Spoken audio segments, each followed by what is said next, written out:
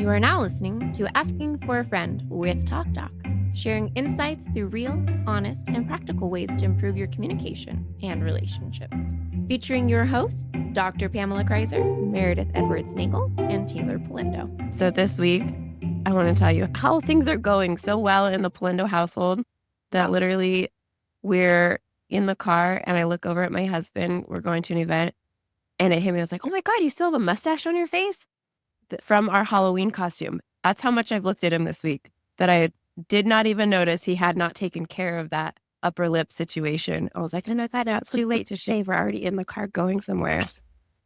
I can't believe I didn't even look at you and approve this. I don't even know what to do with this. Hold on. That breaks your rule that you've said on this podcast. Don't say it if it takes more than 5 minutes. Oh, yeah. You can't fix it in 5 minutes. He came back and he said, that's just you coming to acceptance that you actually like it. And so your consciousness didn't raise a red flag that this mustache is still, you know what? You're right. Doesn't look half bad. Funny. We're in the mustache era. It is amazing, though, how much time can go by before you actually look at your husband or wife's face. It's really sad to say that. I'm looking at them when I'm talking to them, but it's not registering or something. Maybe you're doing business with those small kids. You're just like, hey, I need a hand here. I think it was like an end of a weekend. I finally looked at Tommy and was like, hi, how are you doing? Anyway. What's going on in your life, Meredith? Anything exciting? Yeah, no, this week, actually, it's been great. We've had guests and family wedding and family in town. I'm just really busy. But we finally got both the kids to sleep. It was the end of this 2 weeks of guests and stuff. And we're like, you know what?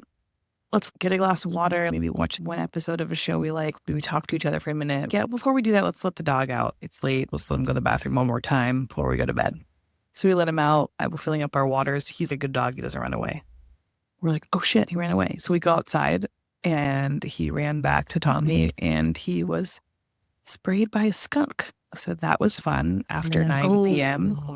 So I locked Tommy outside because even though it's 50 degrees outside at night, you can't come in because you touched, and I can't have the smell in the house again. We've had this happen before. Anyway, long story short, we rallied and got it accomplished together. Goodness. How do you solve that? What's the solution? It's actually really funny. That day, like 5 hours before my dog got sprayed, my mom's best friend sent me something she saw on TikTok about how to make a paste for if your dog gets sprayed by a skunk.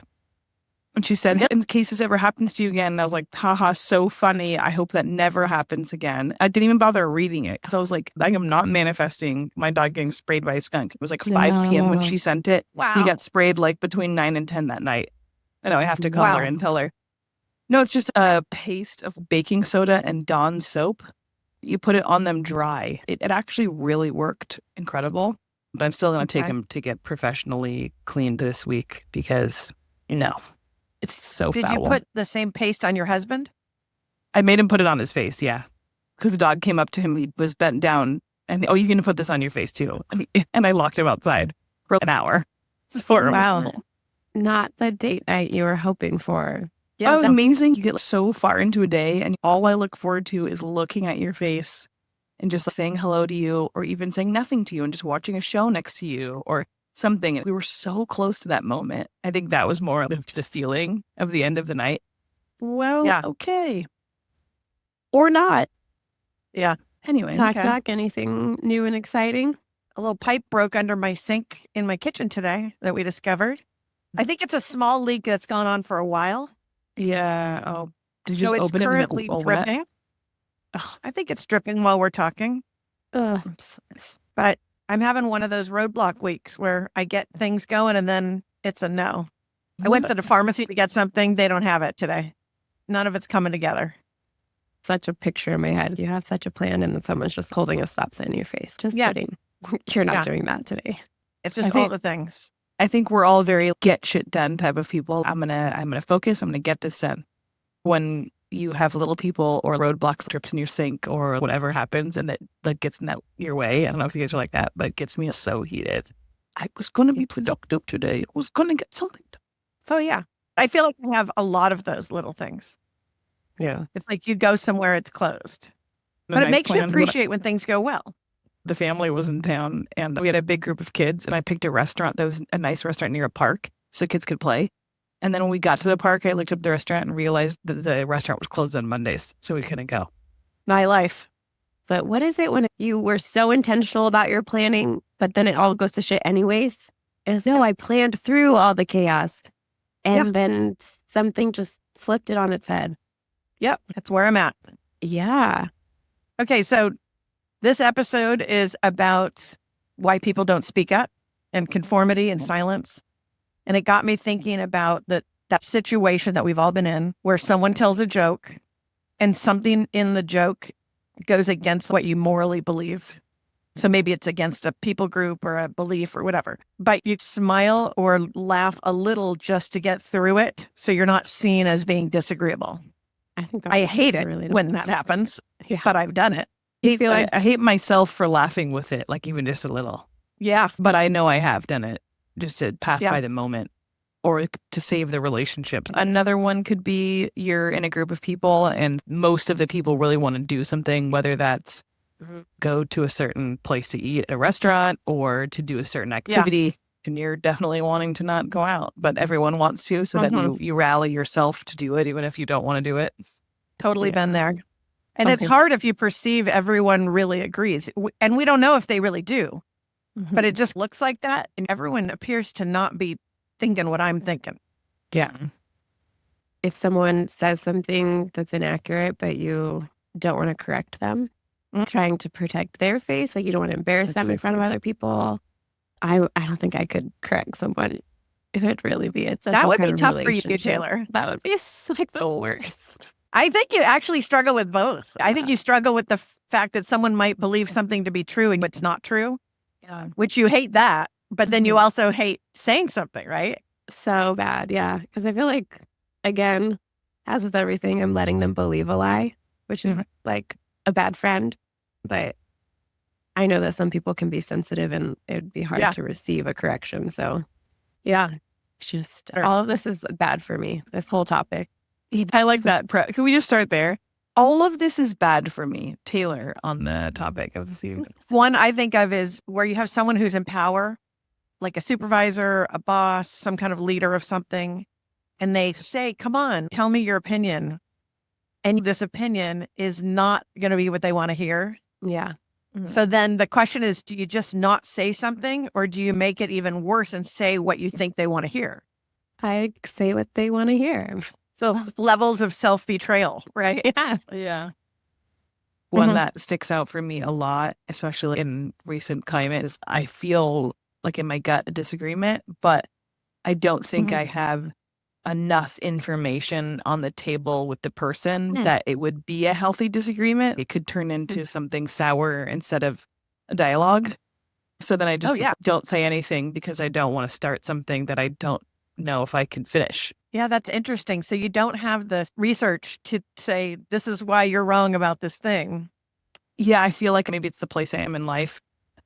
For me, unfortunately, I don't have the time to do as much research on things that I used to enjoy researching. And so sometimes when people talk about things, I think I'm disagreeing, but I just get way more quiet than I used to because I don't have the time to say, well, I looked up all these different points. If I don't know what they're going to come back with, then I don't know how to have the disagreement. So I'm like, save the relationship and just be quiet. Does that save the relationship?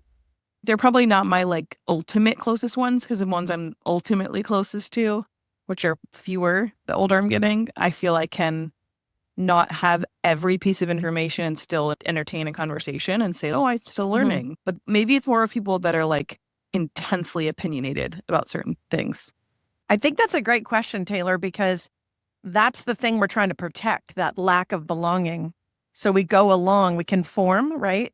In order to have a sense of belonging, something we all fear of losing that connection with other people around us, which is why we do it. Embedded in your question, just because I know you, I think is this idea that does that really foster belonging when I don't speak up to my boss or be truthful, and I'm trying to save the thing that I am not saving.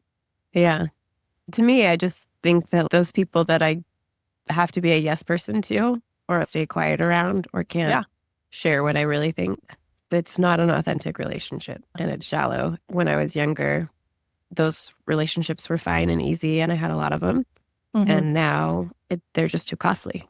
So with finite resources, I just can't afford them. So they have fallen back a little bit. Yeah. We should talk about Brene Brown's definition of fitting in versus belonging. Yeah. Okay. She talks about this idea of fitting in being different than belonging. Fitting in is where I adapt to myself. So I change from my beliefs to the situation, not speaking up. I change something about myself or about my belief or pretend that I'm doing that in order to be accepted. And then she said, true belonging is when we're accepted for who we are without changing, which I hear that distinction in the two of you, for sure. Yeah. I think of fitting in as a young person's, not always, but a younger person's game, going with the flow. Because when you're younger, you want to be included and fit in. I think when you're older, somehow you want to stand out a little bit more. It's like your value. I still feel there's a lot of pressure, though. Sure. In a lot of environments these days, it seems like there is pressure to conform. Yeah, depending on the topic. Yeah. Yeah. So let's talk a little bit about Michael Gervais. Yeah. He and Simon Sinek, the conversation you sent, they talked about conforming, right? And it being this thing that basically tricks you into trying to find a full sense of belonging. I don't know if I'm expressing that correctly, but yeah, their conversation was really interesting to me. I want to listen to it again. Yeah, honestly. they talk about conforming versus contorting, right? That I thought was very interesting. Oh man, let's see if I have it right. Conforming, the example we were talking about, like staying silent with a joke that you don't really feel comfortable with. But contorting would then to be keep going and say, oh yeah, affirming it. So now you've changed something about it yourself that doesn't go with your values, who you are as a person. So it's a step further than just conforming. Conforming can be like a more passive role, but contorting is you're actively doing something. Yeah, that's good. That is in violation of your values. Yeah, I was thinking about the word contorting, which if you think a contortionist is someone who changes their body around and does things that are not true or natural to their own body, that's how much you're adapting to this other person in order to try to be a member of belonging of whatever that social circle is. Yes. Yeah. Yeah, I like that Gervais also in that conversation talked a lot about how our brains are wired for safety, to be safe and to survive. And so this sense of belonging, we don't realize as social beings is part of that safety. And it's why we have a fallback for not speaking up or having moments, you ever have an interaction like where then you leave and you're like, why didn't it eats me up. Why didn't I say something? Even if I didn't have all the information, why didn't I not laugh? Why did I go against that part of me to belong in the situation where does it matter if I belong here or not? We're always on the search of being safe in this. But I think a lot of it happens, and I feel like with family for me, there's different of opinion. And how much do I challenge this family member that in other, I don't know, could go on a tangent, but. No, that's a good question, though. How far do I go? So do I go from conforming to contorting in order to keep the supposed peace? Yeah, I don't want to go to the contorting. I definitely don't want to. But when I leave conforming, just the example of the joke, because that's a typical one, or making fun of something that I don't think is funny, or even in not even getting political with it, but the climate of what's going on, people, whatever side of the table people are on, doing the same thing that the other side is doing and just going, I guess I'm laughing at this interaction that's making me very uncomfortable, and then leaving and going, should I have said something? I don't know. I don't know. Yeah. For me, sometimes I think in the situations where I'm conforming, there's a practical calculation that's like a bigger math to say, will I really make a change if I tell the boss what I really think about this procedure? I love that it's a math equation, though. You're doing the data in your head. What's the percent? How much of a risk is this? If I say something, I'm literally seeing a graph in your mind. Terrible relationship outcome. Don't say anything, better relationship outcome. But you betray yourself a little bit. And how many times can you do that to where you're just... But I would also challenge on the other side of things. I'm okay when I hear a joke I don't like. I'm okay just letting it slide by. And I don't feel like I need to be a moral police on people. And okay, so they misspoke. Betraying myself, I think, would be to laugh at it. But I'm okay staying silent and not needing to correct them because I don't feel like we always have to, I don't know, I just feel like we don't need to fight about everything. That's something I don't agree with. I'm okay being quiet because I feel like we're starting to lose the purpose of community and connection. And if we don't all think alike or all agree on every single thing, then just cut them out. And that's literally some of the advice given today. If they don't think like you do, they're out of your life. What a loss when our whole purpose is, at least my belief is, that we're here to connect and have community. Yeah. And what a disservice if you only have community with people who think exactly like you. Yeah, it's the worst. So yes, you're keeping peace. And I don't want you to violate yourself, but also, what the fuck? Isn't there some room for people to be a little different? I was thinking what you're talking about is on a continuum. So on one side, you have the contorting, the far extreme where I have to change myself and almost pretend I believe in the things you believe in. And then on the opposite side of the continuum is this light conformity, which is what I heard you say. I don't laugh at the joke, which is a little more conformity, but I don't support it either. Yeah. I let it go. Is that conformity?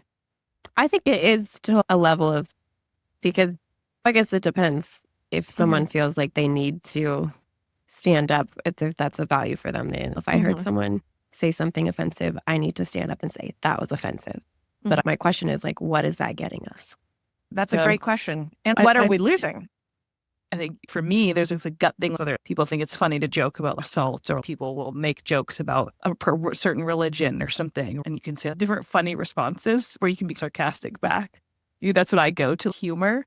Like, that's an interesting thing to say out loud. I think I sent this to you, Teighlor, where it's an uncle or somebody makes a comment about your physical appearance or something. It's usually in family interactions. Oh, should you eat that? Or can you fit by me? And then you're just like, that's interesting that you felt comfortable to say that out loud. Like, instead of laughing, I almost use humor to get myself to talk. When I don't want to speak up and I'm uncomfortable, then I'll just be sarcastic. I don't think people are as brave as you, Meredith. I don't think people say that. I think there's a lot of people that don't speak up. And so the question is, why don't they speak up?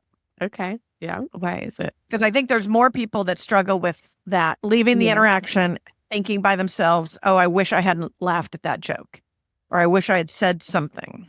This episode's about people feeling like they can't, in certain environments, speak up and be true to themselves for a variety of reasons. Okay. So what are the reasons? What do you think? I think relationship for sure it's risky. I would assume just being rejected by an entire group would be like the fear of rejection. Fear of rejection. Yeah, which connects to that belonging need that we all want, right? Yeah. I definitely, when I've resisted speaking up, I know it's because I feel like I don't want to not look intelligent. It goes to Gervais. Can we talk about the FOPO that he coined? Yes, I love it.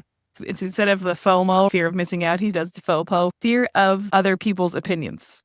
When he talks about that, I hope people listen to that conversation with him and Simon Sinek. It was really great. But when he talks about that, I was, I don't do that. It's one of those things you instantly want to defend against. That's the reason why I haven't said things. I don't want to not be intelligent to them, or not have enough information, or not have researched as much as them, or maybe be a little bit wrong, but don't know because I don't have the info yet.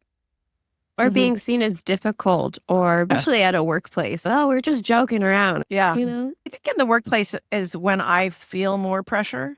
Yeah. Sometimes in those workplace environments, especially when a boss or a supervisor says, oh, tell me what you honestly think. I feel like supervisors just want to hear, it's a great night. Everything's great. Yeah. Things are going great. I think anything else we wouldn't want to hear. Yeah. Another reason for me would be the past experiences. So you've tried to speak up before and that person or that group dismissed you, or you really got into an argument and they reminded you that they knew more about the topic than you, or so I don't really want to have another negative experience again. Yeah. Or they just don't listen to you. I've experienced that. I've given my opinion before and you don't listen to it. Like, why would I tell you something I know you don't want to hear when you're going to ignore it anyways? Then I'll just tell you what you do want to hear. Yeah, I feel like that's the youngest child syndrome. Gave me guilty. No, because I feel like sometimes as the youngest that it's not going to be thought of as an acceptable idea anyway. Yeah. Not sure you're going to listen to it. I know it still appears even at this late age. We still have the birth order effects in place. There's also the example of not wanting to say something where you're going to dinner, everyone wants to go. So that's groupthink, right? When the entire group is doing something, so you don't want to go against a whole group of people. Groupthink is actually technically when everyone thinks that everyone wants to go to this place, but no one does.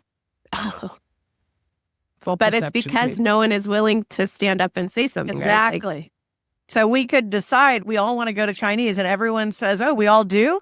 And groupthink is we all go to Chinese and maybe never realize no one wanted to go there. But to the point of this whole topic, isn't that fascinating that we would spend so much time not speaking up in order to save this thing? Nobody wanted to go to the Chinese restaurant or wherever we're going, right? Yeah. You could throw in another reason is would be cultural or societal norms in there, but which made me think of more like even like age hierarchy in a group that's happening. Yeah. Like grandma wants to go there and uncle somebody wants to go there. I'm not going to challenge that. I'm 12 years old. Yeah.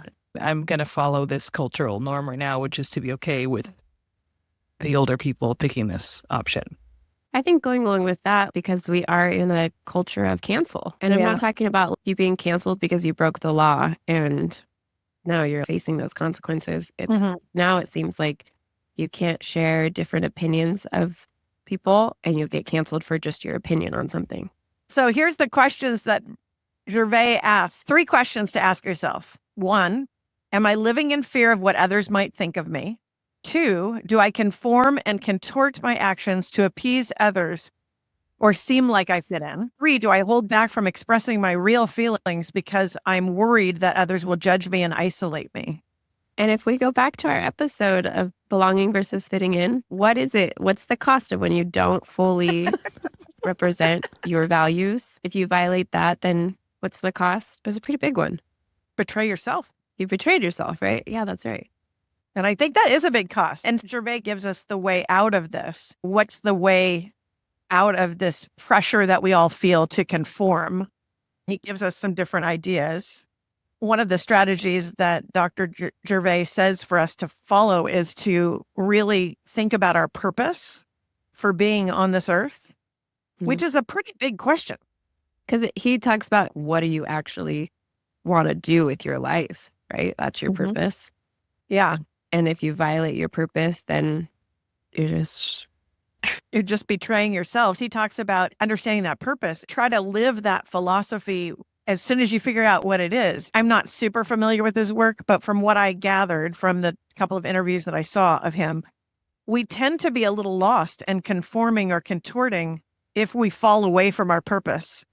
Being acquainted with your purpose and honing in on that helps you understand when it's time to not conform and when it's time to not contort. Because he would say, if you contort a lot, you're purposeless. You're just falling in whatever the flavor of the month is, the conversation of the day. Yeah. I feel like we need to do that as an exercise, as a group. In their conversation again with Gervais and Simon Sinek, they talked about your purpose and then also the difference of knowing your identity too. And they gave a story where Gervais said that he keeps a copy of the grade he got in high school in psychology because he's a well-known psychologist and has worked with all these elite athletes and he's extremely good at what he does. And he got an F in his first psychology class. And he keeps a copy of that, like somewhere in his office as a reminder of it to humble himself and bring back his identity. And I actually really helped me when I listened to it. He was saying, like, you ever know those people that grow up and they're good at something? Oh, they're the kid that's good at math. They'll be an engineer. They're good at sports. They'll be the athlete.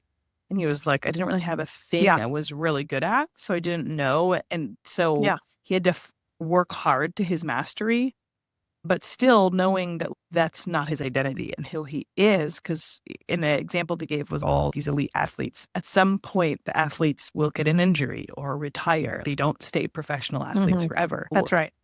Yeah. Knowing if I know my identity and who I am and my purpose, then it's okay if maybe I speak up and it's not perfect, but I don't want to contort who I am and leave that behind because I have an opinion here.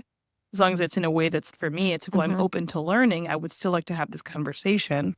And whether I agree or disagree with you or don't want to laugh at your joke, but want to say something, it's a little uncomfortable, but it doesn't betray me. I can be true to myself here. And if I can't be true to myself, then maybe you're right, Teighlor. Yeah, if it's worth betraying myself to have a relationship with you, I don't know if that's worth it. Your purpose is beyond what you do, right? Because your identity can sometimes be wrapped up in what you do.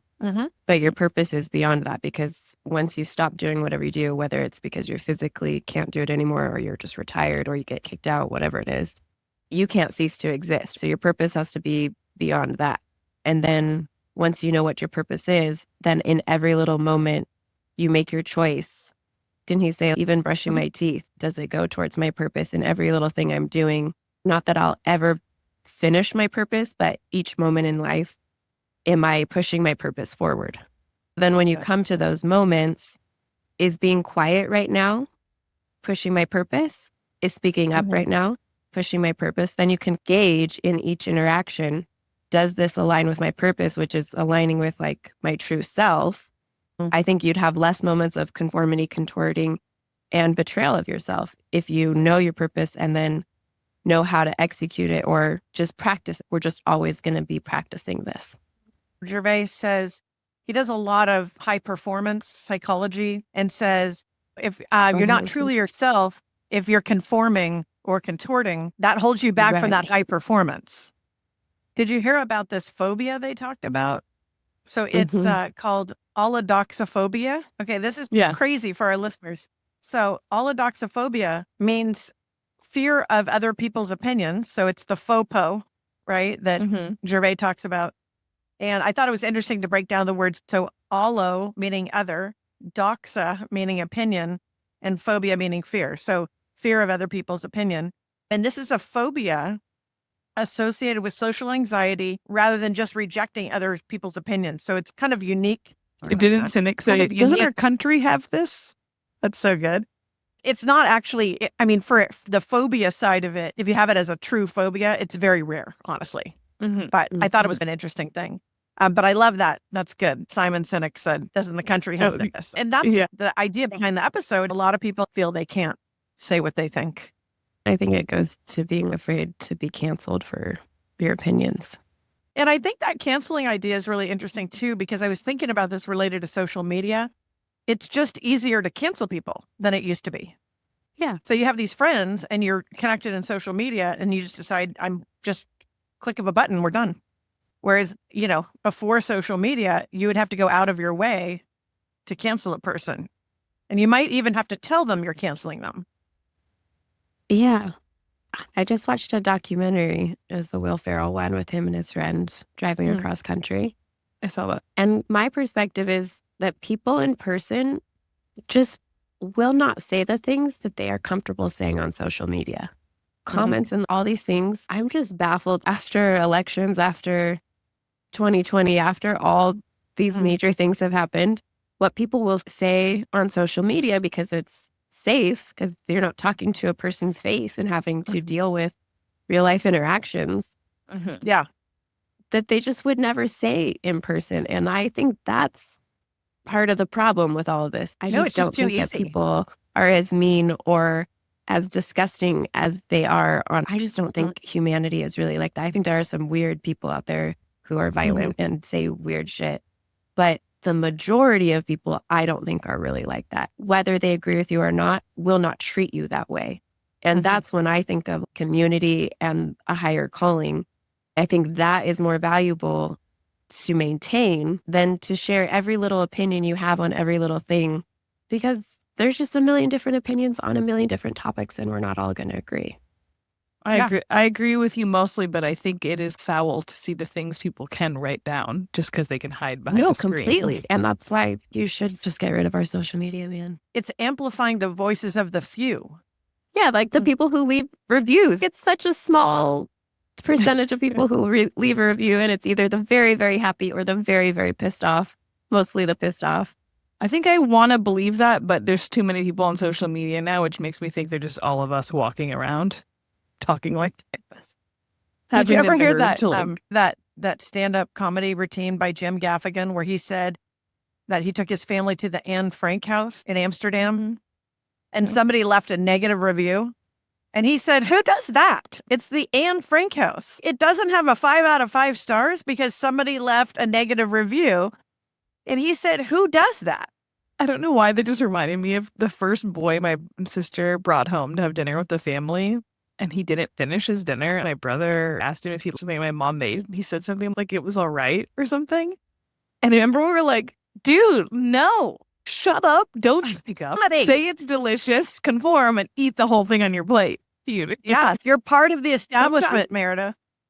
See, I would have been commenting on social media at him. You finish. Yeah. Didn't we study that? Something about feeling more comfortable posting things online on social media versus speaking up in real life. That could be a whole nother tangent through all of this. The whys of why I don't speak up as real human interaction that I'm having versus typing something on Instagram. There can be a difference between speaking up when someone says something inappropriate versus someone sharing opinion. Like, anyone who's not a fan of this team is an idiot. There are times people need to speak up because when you're silent, then you are condoning it. And there are times when that's not a big deal, like that they can have their opinion and it doesn't hurt anyone.